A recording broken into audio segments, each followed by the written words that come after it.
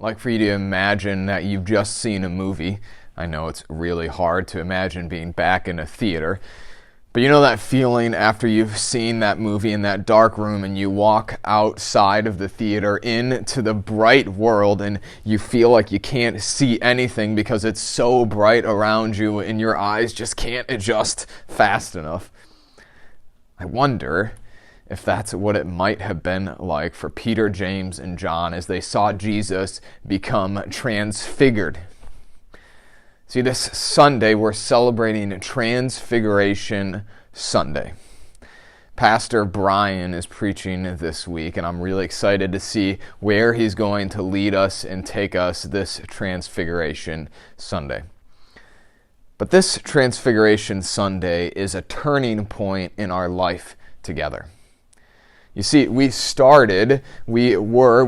came out of the season of Epiphany, right? We celebrated, we were waiting eagerly for Jesus to come to celebrate Christmas Eve together.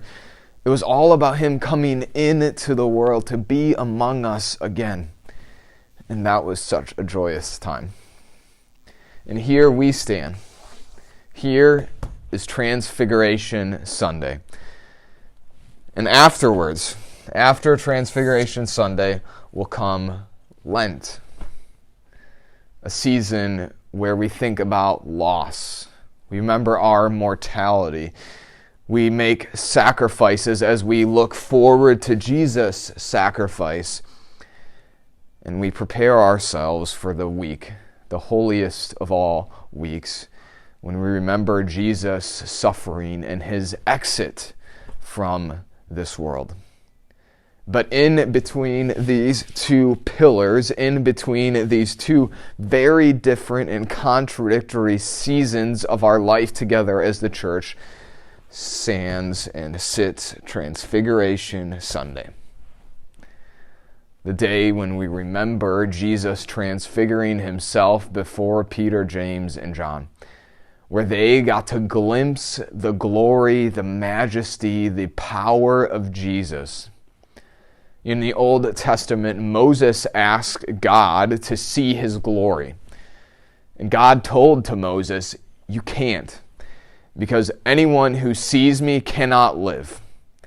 And so all he gave Moses the ability to see was just his back. And that alone was enough to make Moses fall onto his knees in worship. But here, this Sunday, we see the glory and the majesty of God. And that prepares us. That shifts us. That is the turning point. We shift our focus from waiting for Jesus to come, for waiting for his anticipated arrival, to celebrating that he's with us. And we shift it to focusing on loss, to focusing on his sacrifice, to focusing on his holiness and the suffering that he will undergo for you and for I. A great turning point in our life together. I want to ask you two questions about turning points today. One, what is a great turning point in your life? What's a moment that you look back on now and you say, after this moment, everything else in my life was different. Everything changed because everything was now interpreted through that lens, through that moment. What was life like before and what was life like after? And then second, this shift that we make after this week, how does it, or does it at all, how does it speak to the way in which you're experiencing life? How does it speak or reflect to you the thoughts and feelings that you're having as you look around the world and as you look around your life as well? This Sunday, Transfiguration Sunday, a great turning point in our life together. Let me pray for you today.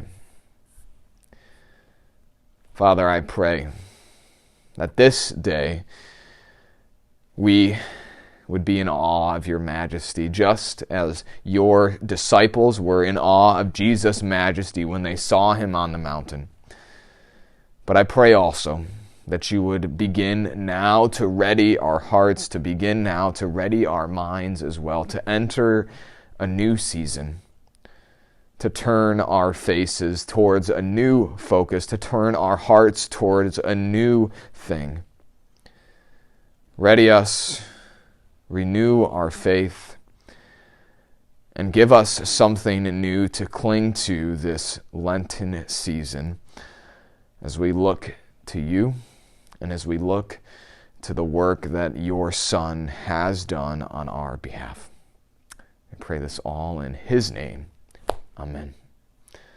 The Lord be with you this day and this weekend as we celebrate Transfiguration Sunday.